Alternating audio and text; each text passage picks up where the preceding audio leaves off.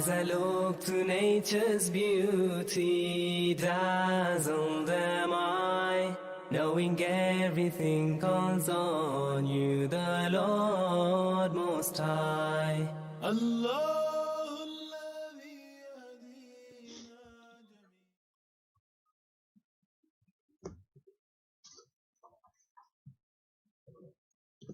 Assalamualaikum warahmatullahi wabarakatuh. Bismillah wassalatu wassalamu ala rasulillah wa ala alihi wa sahbihi wa wala. Alhamdulillah. Alhamdulillah rabbil alamin wa ta'alluma wa ta'lima wa tadhakkura wa tadhkira wa naf'a wa intifa'a wal ifadata wal istifadata wal hassa ala tamassuki bi kitabillah wa sunnati rasulih wa du'a ila al-huda wa dalalata ala al-khairi ibtigha'a wajhillah mardati wa qurbih wa thawabi subhanahu wa ta'ala. Subhanaka la ilma lana illa ma 'allamtana innaka antal alimul hakim. Rabbi shrah li sadri wa yassir li amri wahlul 'uqdatam min lisani yafqahu qawli, amma ba'd. Alhamdulillah, amin ya rabbal alamin.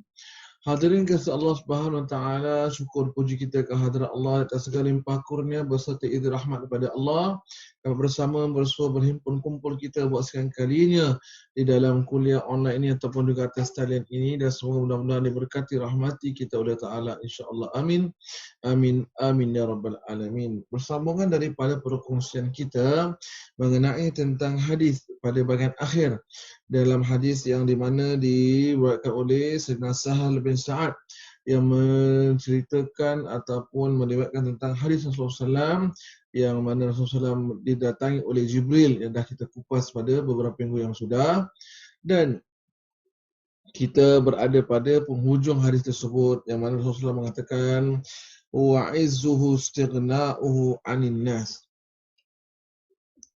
yang bermaksud bahawasanya kemuliaan manusia yang pertama adalah ya Muhammad, syaraful mu'min qiyamuhul lail.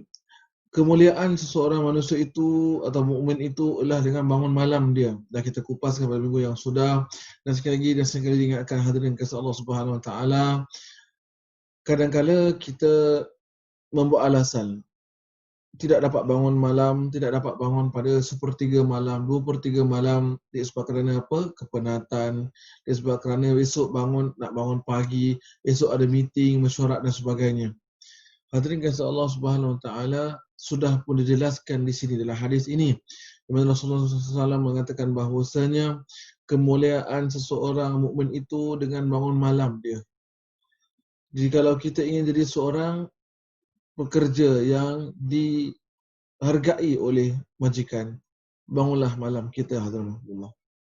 Jikalau kita ingin jadi seorang majikan yang ditaati ataupun yang disayangi, disenangi oleh para pekerja kita, bangunlah malam. Jikalau kita ingin jadi seorang suami yang ingin diikuti perintah ataupun tutur kata kita, didengari tutur kata kita oleh anak-anak kita, isteri kita, bangunlah malam. Jikalau kita seorang isteri yang nak kita dengar, nak kita isteri dan anak suami kita dengar kata-kata kita, yang nak suami kita tahu apa permasalahan kita dan faham diri kita, bangunlah malam. Kita ingin jadikan anak-anak murid kita, kalau kita sebagai seorang guru, nak anak-anak murid kita dengar dan ikut kata kita, bangunlah malam. Dan kita sebagai seorang anak-anak murid yang kalau ingin guru itu yang sentiasa faham dengan apa yang sedang kita hadapi, bangunlah malam. Maka sudah ada jaminan daripada Rasulullah sallallahu alaihi wasallam dengan bangun malam kita akan jadi mulia kita dunia dan akhirat. Ini janji Rasulullah SAW. Ini adalah jaminan Rasulullah SAW yang mana kemuliaan itu diberikan oleh Allah Subhanahu Wa Taala. Kenapa? Kerana kita tunduk sujud sembah pada Allah Subhanahu Wa Taala yang maha mulia. Kerana kita menghabiskan masa kita, kita bangun malam dan kita berusaha dan kita mengorbankan masa tidur kita kerana Allah Subhanahu Wa Taala yang maha mulia, maka Allah Ta'ala akan balas pada kita kemuliaan dunia dan akhirat pula. Subhanallah, tabarakallah. Maka saya pesan pada diri saya terlebih dahulu daripada hadirin sekalian, bangunlah malam kita. Tidak ada alasan kita tidak bangun malam. Wabil khusus kita ini telah mencapai usia 40 tahun ke atas. Kita ini dah sudah sampai tahap 40 tahun ke atas. Hadirin rahimakumullah sekalian, abang-abang sekalian, rakan-rakan seperjuangan, rakan-rakan sama sebaya dengan saya, marilah kita usahakan sekurang-kurangnya kita niatkan untuk bangun malam pada setiap malam. Hadirin rahimakumullah sekalian, Rasulullah SAW pernah mengatakan bahawa perbatasan di antara umur seseorang itu adalah pada usia 40 tahun dia. Dan jikalau pada usia 40 tahun dia masih lagi bermain-main, masih lagi ingin ikut ataupun ingin sentiasa selalu melakukan kerja perbuatan dulu masa muda dia, maka ditakuti bimbang tempatnya di dalam neraka. Waliyahzubillah min dzalik. Maka hadirin sekalian, bangunlah malam walaupun sedetik cuma, walaupun seketika sahaja, untuk mendapatkan keridhaan Allah Subhanahu Wa Taala, untuk mendapatkan akan restu daripada Allah Subhanahu Wa Taala, untuk mendapatkan kemuliaan dari Allah Subhanahu Wa Taala telah pun dijanjikan. Dan semudah-mudahan kita sentiasa dimudahkan Allah Ta'ala untuk bangun malam dan terjaga dan tersadar pada setiap 1/3, 2/3 malam untuk bangun tunduk sujud kepada Allah Subhanahu Wa Ta'ala, insya-Allah. Amin ya rabbal alamin. Dan penghujung hadis ini mengatakan bahawa wa'izzuhu istighnahu 'anil nas. Dan kemuliaan lagi seseorang manusia itu adalah apabila seorang beriman itu adalah apabila dia tidak memerlukan kepada manusia lain dalam kehidupan sehariannya. Subhanallah, tabarakallah. Hadirin kasih Allah Subhanahu Wa Taala, terkadang kita terlupa yang mana kita ada Allah yang Maha Esa. Terkadang kita terlupa dan terleka kita ada Allah pencipta manusia. Dan terkadang kita lalai dan kita tidak sedar bahawa kita punya Allah Ta'ala yang mentadbir alam jagat raya dan sekalian alam semesta ini. Maka hadirin kasih Allah Subhanahu Wa Ta'ala sekalian, apa sahaja permasalahan yang kita hadapi, wabil khusus kita yang sedang menghadapi cabaran pandemik COVID-19 ini, sudah pasti dan sudah selayak wajiblah lagi kita perlu untuk kita meminta, memohon, merayu dan untuk kita mengharapkan senantiasa dengan harapan 100% pada Allah Subhanahu Wa Taala. Dengan harapan yang boleh saya katakan 200% pada Allah Subhanahu Wa Taala. Sudah di sini ternyata Allah telah buktikan pada kita bahawasanya manusia tidak dapat memberikan jaminan keselamatan, manusia tak dapat boleh berikan jaminan kebahagiaan, manusia tak boleh berikan akan pada kita jaminan keselesaan kehidupan di dunia ini. Mentahlah apatah lagi di akhirat kelak nanti. Hanya senya Allah Subhanahu Wa Taala yang berkuasa, yang berkehendak dan juga yang perkasa untuk melakukan sedemikian rupa pada diri kita. Maka mintalah kita pada Allah Ta'ala, kerana di dalam masa-masa yang ketir lagi sukar ini masih ada lagi manusia-manusia yang masih sombong dengan Allah Subhanahu Wa Ta'ala. Masih ada lagi manusia yang bangga mendapik dada lagi, yang tidak mengharapkan dan mohon minta bantuan Allah Subhanahu Wa Taala. Mari insaflah kita, hadirin kasih Allah Subhanahu Wa Taala. Sedarlah kita bahawa yang tempat untuk kita minta bantuan Allah adalah Allah. Yang tempat minta kita untuk berikan segala-galanya adalah Allah. Yang tempat minta kita untuk diberikan rezeki kita adalah Allah Subhanahu Wa Taala. Hadirin kasih Allah Subhanahu Wa Taala, minta. Di sini kata kuncinya adalah minta pada Allah Subhanahu Wa Taala. Ud'ullah, mintalah pada Allah Subhanahu wa taala. Allah telah berjanji, ud'uni astajib lakum. Doalah, mintalah pada aku dan saya akan aku berikan dan aku kabulkan. Ma'asyiral muslimin wa zamratul mu'minin rahimakumullah sekalian.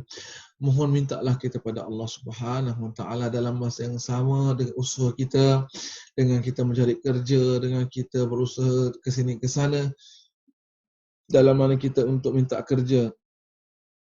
Dan dipesan kita kepada anak-anak muda.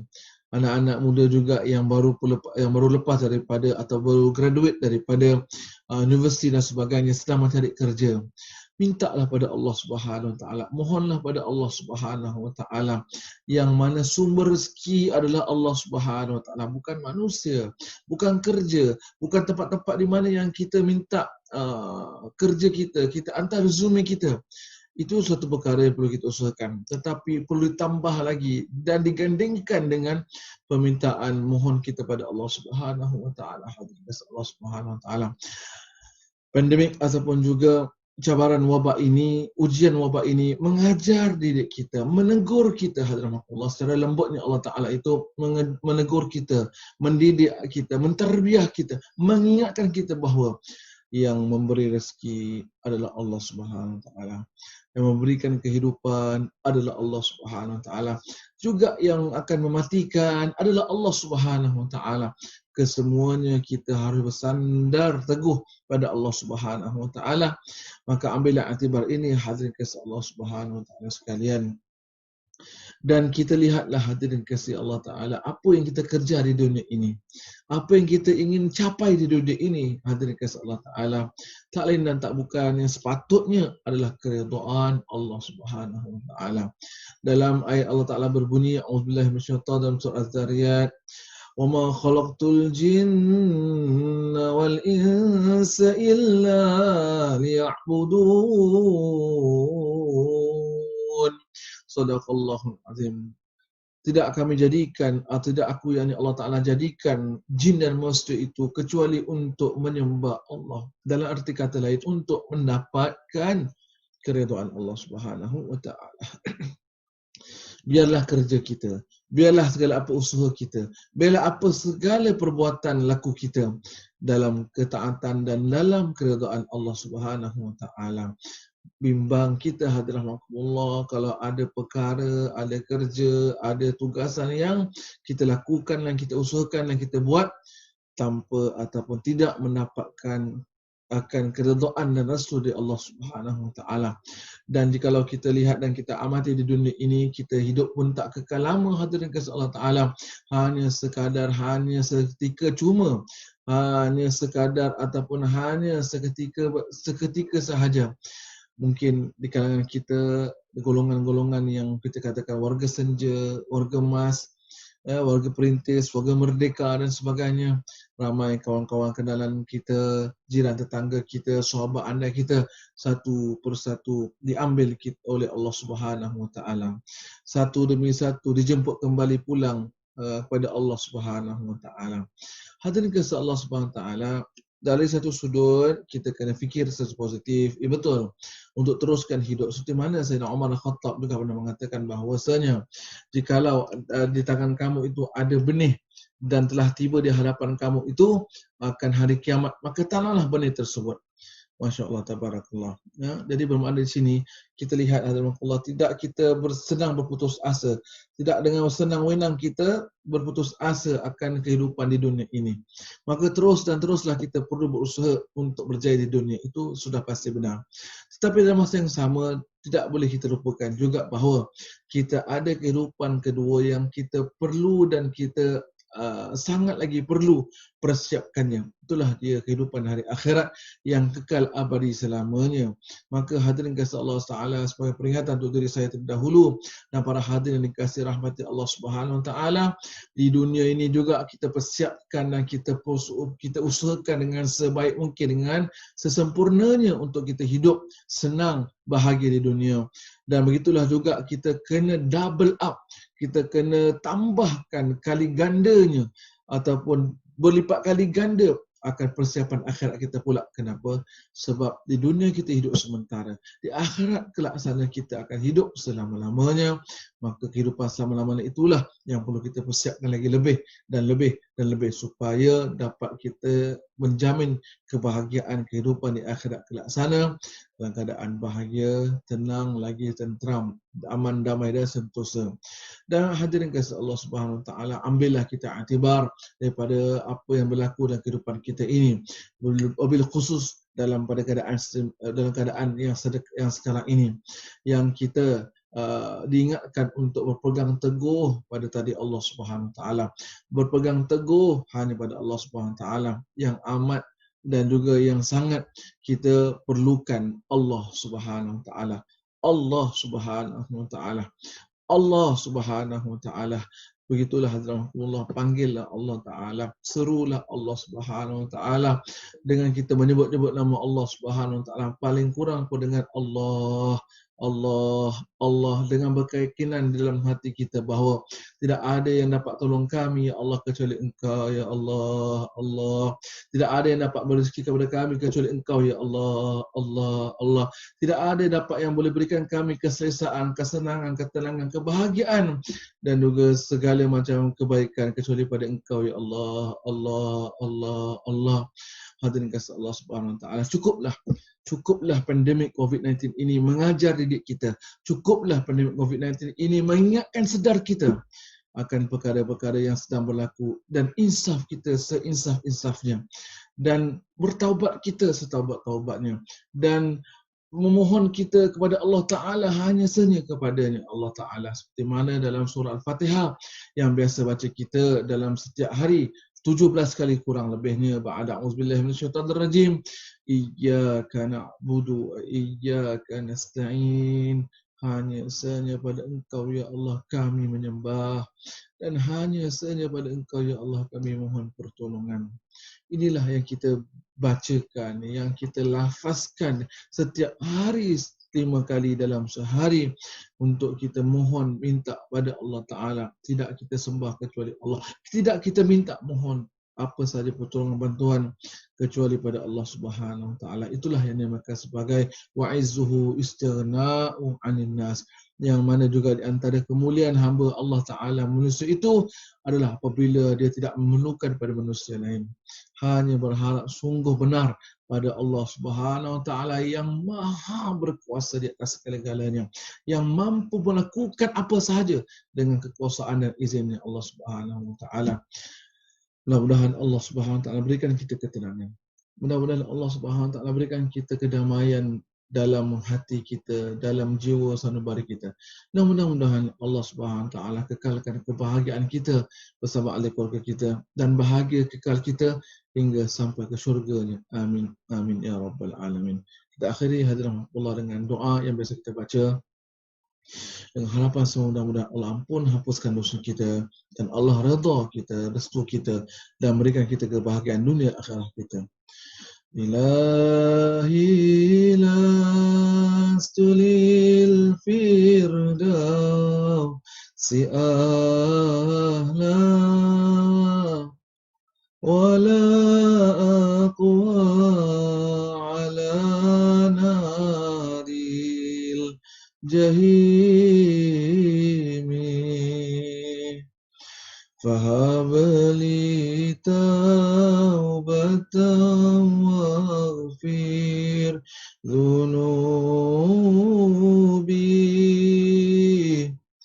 fa innaka ghafiru dzambil azimi.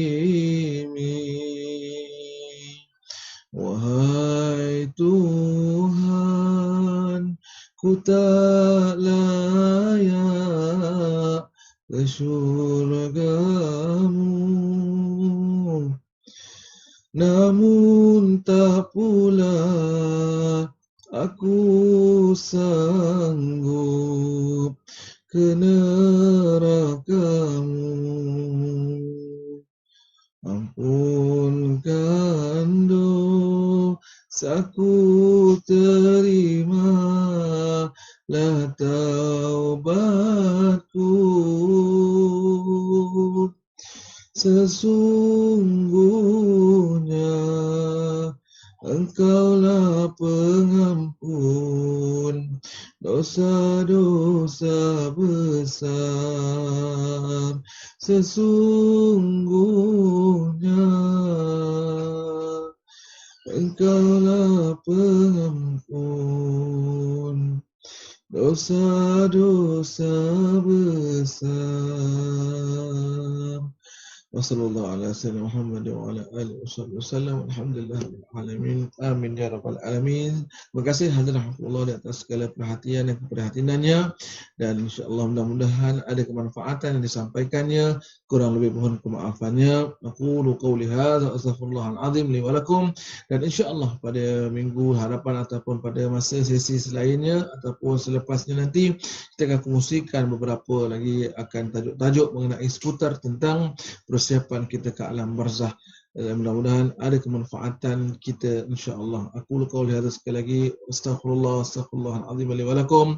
Wassalamualaikum warahmatullahi taala wabarakatuh. Wal afwa minkum.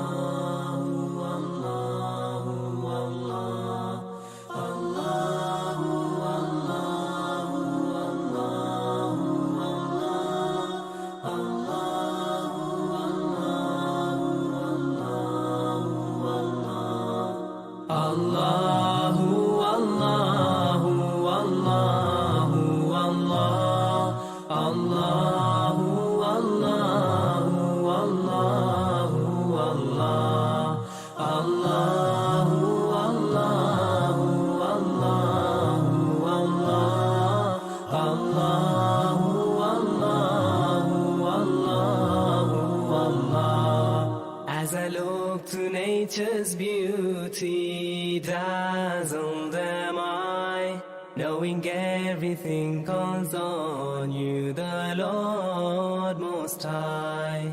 الله الذي يهدينا جميعا، الله الذي نعتز به جميعا.